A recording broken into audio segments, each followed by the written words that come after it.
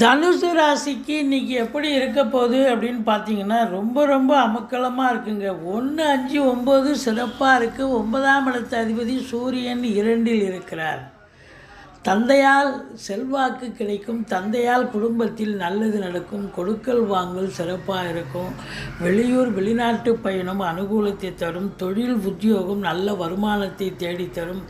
அதாவது ரொம்ப ரொம்ப பாசிட்டிவான ஒரு நாள், சாதிக்கக்கூடிய ஒரு நாள். அதாவது விபரீத ராஜயோகம் கூட ஒரு சிலருக்கு ஏற்படும் என்று சொன்னால் மிகையாகாது.